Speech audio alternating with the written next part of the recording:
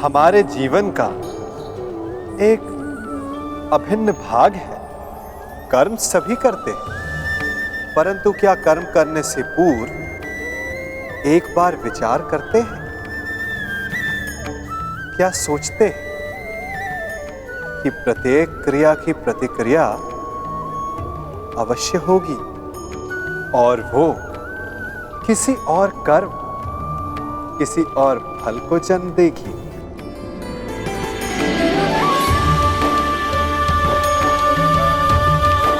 ये झूला एक बार झुलाओ तो लौटकर अवश्य आएगा। उसी प्रकार हमारे कर्म और उसके फल लौटकर आते हैं।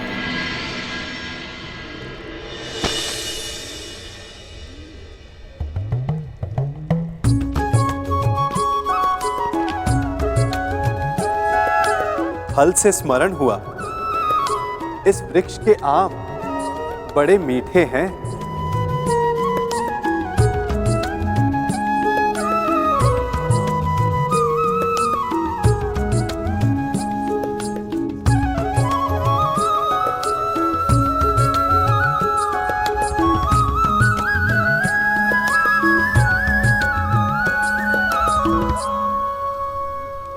इस वृक्ष को बोने वाले ने कदाचित इसके फल खाने की इच्छा नहीं की होगी।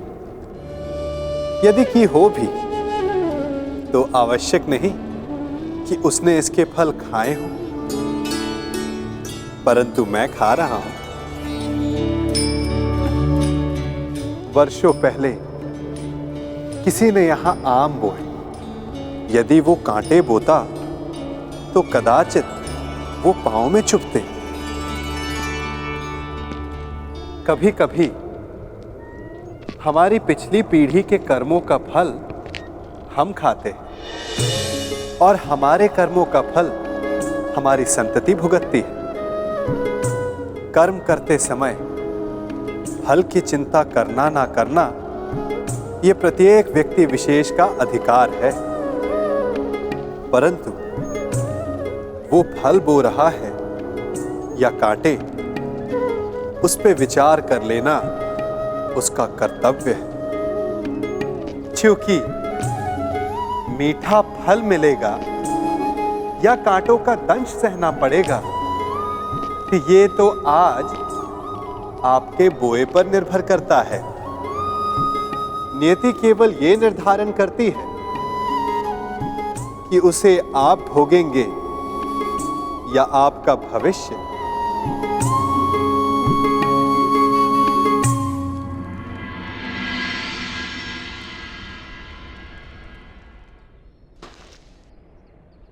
विवेक और धैर्य से काम लीजिए पांचाल नरेश। जिसकी पुत्री का मान और सम्मान दांव पर लगा हो, वो पिता धैर्य और विवेक से कैसे काम ले सकता है वसुदेव?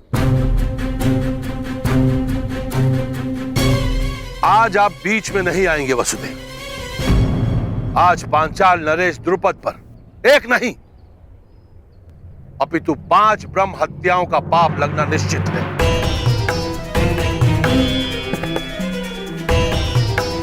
ब्रह्म हत्या का पाप तो आपके भाग्य में है ही नहीं पांचाल नरेश, क्योंकि आपके समक्ष कुरु वंश के क्षत्रिय महायोद्धा खड़े हैं। अर्थात ये पांचाल नरेश, ये और कोई नहीं परंतु कुंती पुत्र पांडव है।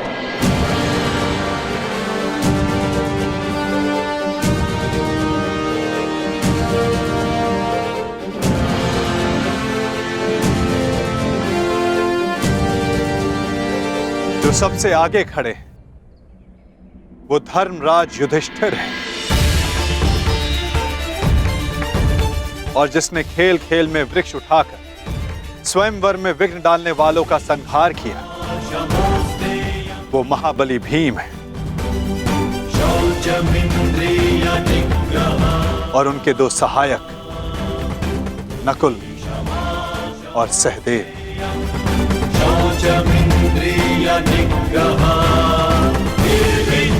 और जिसने असाध्य लक्ष्य भेद कर द्रौपदी को वर, वो वही अर्जुन है पांचाल नरेश, जिसे दमाता के रूप में पाने की आपकी आकांक्षा थी।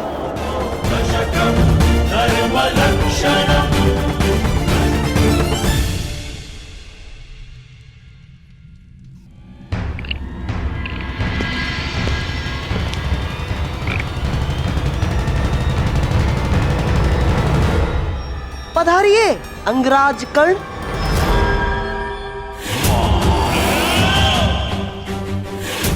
मित्र, तुमने मुझे बुलाया? हाँ। यदि तुम भी यही पूछना चाहते हो कि मैंने उस ब्राह्मण युवक को जाने क्यों,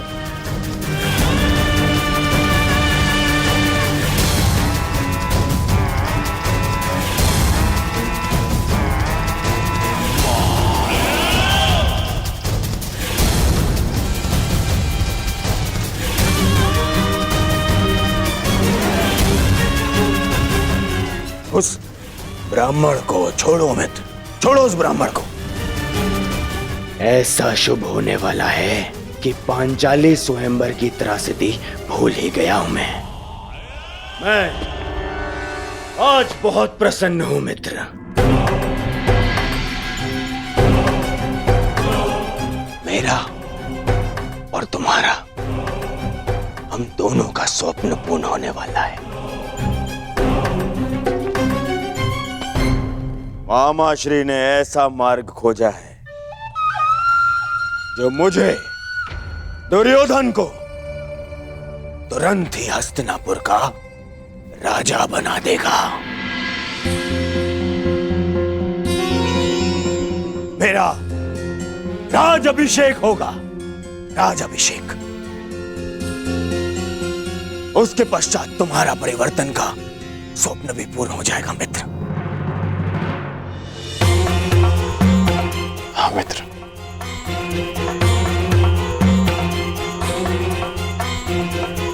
परंतु मैं तुम्हें कुछ बताना चाहता हूं कि मेरे होने वाले सम्राट, अपनी प्रसन्नता अपने मित्र के साथ बाद में बांटना है। पहले अपने पिताश्री से तो मिलकर आओ, वो तुम्हारी कब से प्रतीक्षा कर रहे हैं। मित्र, मैं अभी आता हूं।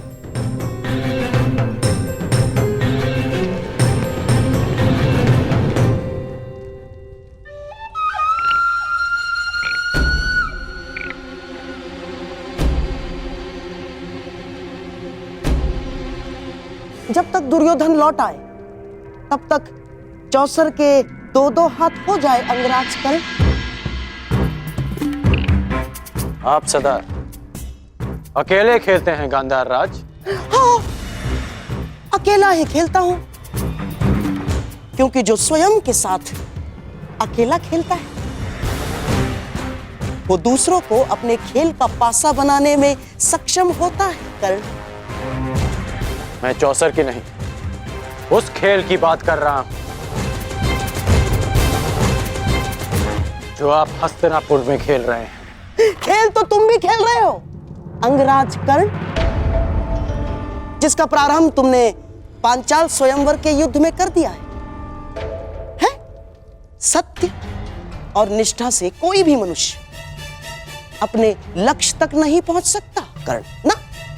और तुम ये मत भूलना कि तुम दुर्योधन की किसी भी परिस्थिति में साथ देने की प्रतिज्ञा से बंधे हुए हो कर्ण।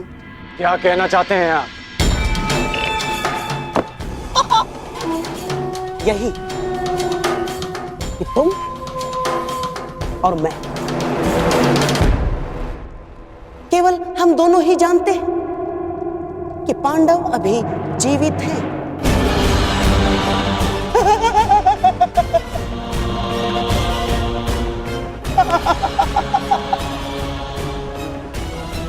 और यदि दुर्योधन को सम्राट बनते देखना चाहते हो तो यह सत्य किसी को ज्ञात नहीं होना चाहिए ना।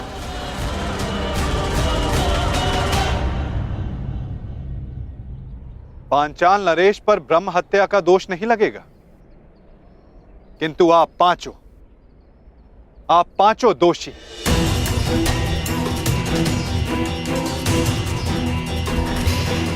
धर्मराज, पांचाल नरेश के क्रोध का कारण नीति संगत है और द्रौपदी की पीड़ा भी। यदि कुछ अनीति हुई है तो आप पांचों से।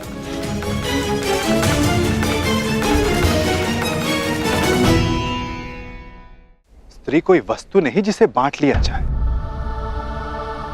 वो जननी है, वो शक्ति है, वो एक कुल का सम्मान है जिसे बांटा नहीं जा सकता। सर्वप्रथम द्रौपदी को भिक्षा बताना सर्वथा अनुचित था।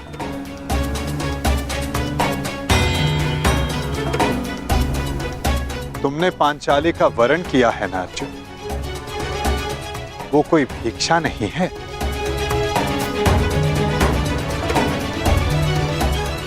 हुआ श्री, वचन सोच समझकर मुख से निकाले जाने चाहिए। अनुचित समय पर निकले अनुचित शब्द ब्रह्मास्त्र से भी अधिक विनाशक सिद्ध होते हैं। माता सदा चाहती है कि उसकी संतान प्रेम से रहे, परंतु बिना परिस्थिति जांचे, बिना परिणाम का आकलन किए कोई निर्णय सुना देना घातक सिद्ध होता है। संतान प्रेम में लिया गया अनुचित निर्णय कभी कभी सृष्टि का चक्र डगमगा देता है बुआ श्री।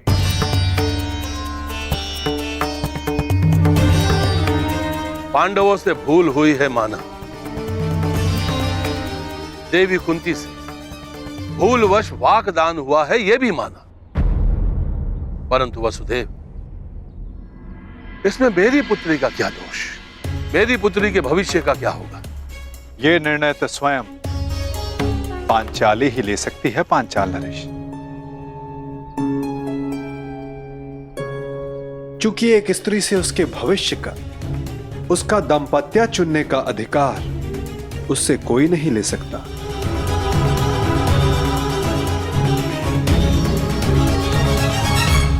मुझे तुमसे सहानुभूति है सखी, परंतु ये निर्णय तुम्हें स्वयं ही लेना होगा।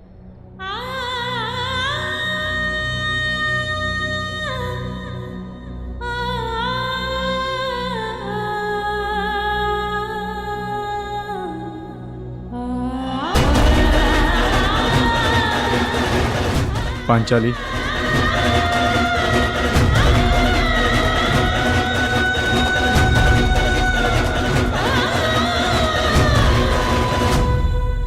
मुझे विश्वास है कर्ण कि तुम ना अपनी प्रतिज्ञा तोड़ोगे और ना ही दुर्योधन का स्वप्न। पूर्ण विश्वास। तुम कुछ कह रहे थे योद्धा की रणनीति के विषय में। एक सच्चा योद्धा युद्ध नीति का पालन करता है। वो ना कारण किसी से युद्ध करता है और ना किसी का अधिकार छीनता है। परंतु ये बात आप कैसे समझ सकते हैं? क्योंकि हाथों में बांसें रखकर षड्यंत्र रचने वाला एक सच्चे योद्धा का मन नहीं समझ सकता। अब मेरी सुनो, राजनीति में सच्चा योद्धा वही है, केवल वही है जो विजयी होना जानता है। वो चाहे धनुष बाण से हो, शस्त्रों के संधान से हो, या चाहे मनुष्य की बुद्धि से हो। तो शकुनी को दुर्बल योद्धा समझने की भूल कभी मत कर बैठना अंगराज कर्ण। सीधे पांव पारा।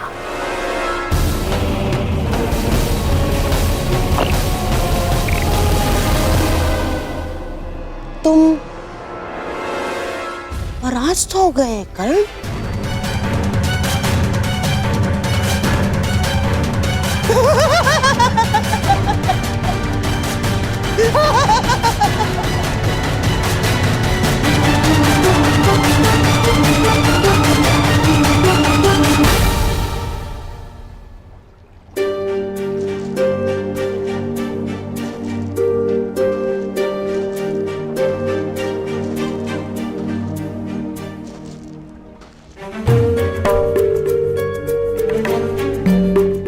सखी, क्यों? किस लिए सखा? आप तो मेरे सखा हैं और सर्वज्ञाता भी। क्या यही मेरा प्रारब्ध है? फिर क्यों मुझे इस दुविधा में उलझने दिया आपने? तुम्हारे प्रारब्ध का निर्धारण तुम्हारा चयन करेगा सखी। तो क्या चयन करूं मैं वासुदेव? पिताश्री ने यज्ञ करके एक पुत्री की कामना की थी जो अर्जुन से विवाह कर सके, और मैंने भी अपने प्रथम श्वास से यही अनुभव किया है कि अर्जुन को पाना ही मेरे जीवन का प्रयोजन है, और आपने भी इस प्रयोजन को सिद्ध करने में सहयोग दिया। और अब जब ये प्रयोजन सिद्ध हो गया तो एक नई दुविधा उपस्थित हो गई। एक ऐसे पद पर ला खड़ा किया है आपने, समझ ही नहीं आता कि कौन सा पद स्वीकार करूं। क्या इस दुविधा में पड़े रहना ही मेरे जीवन का प्रारब्ध है?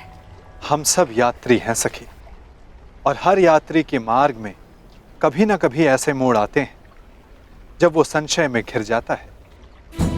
उस समय तनिक पीछे हटकर परिणाम और उद्देश्य के विषय में सोचना चाहिए, देखना चाहिए कि किस मार्ग पर क्या मिलने वाला है। तनिक विचार करो सखी, यदि तुम पांचों पांडवों से विवाह करने के लिए हां करती हो तो क्या होगा? इतिहास सदा के लिए मुझे 5 पतियों की पत्नी के रूप में जानेगा।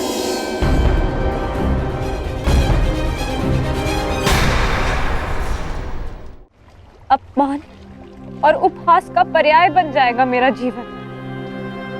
और यदि तुमने केवल अर्जुन से विवाह किया तो शेष 4 संन्यास ले लेंगे और संसार कहेगा कि कुल वधू ने गृह में प्रवेश करते ही कुल को बांट दिया और ये विवाह ही अस्वीकार कर दिया। तो जीवन भर के लिए पिताश्री की दृष्टि झुक जाएगी, उनके मस्तक पर एक कलंक लग जाएगा। प्रत्येक स्थिति में द्रौपदी पर कलंक लगना निश्चित है।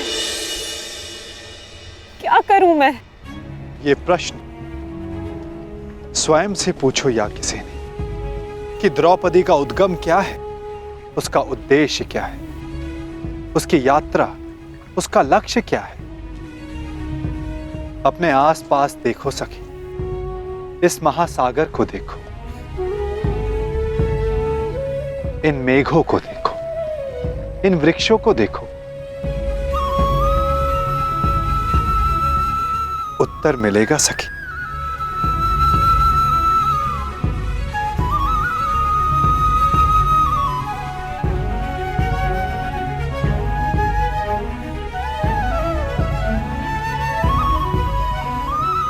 तो क्या कहा इस महासागर ने, इस मेघ, इन वृक्षों ने?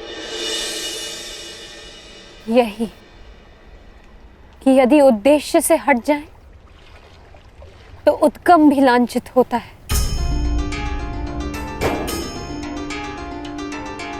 एक बूंद का उद्गम मेघ होता है और उसका उद्देश्य धारा को सींचना। यदि वो इसे अस्वीकार कर दे तो मेघ लांछित होगा। नदी का उद्गम पर्वत है, यदि वो सागर में मिलना अस्वीकार कर दे तो पर्वत लांछित होता है। यदि मैंने ये विवाह स्वीकार किया तो कलंक केवल मुझ पर लगेगा। यदि मैंने ये विवाह अस्वीकार किया तो मेरा उद्गम और उद्देश्य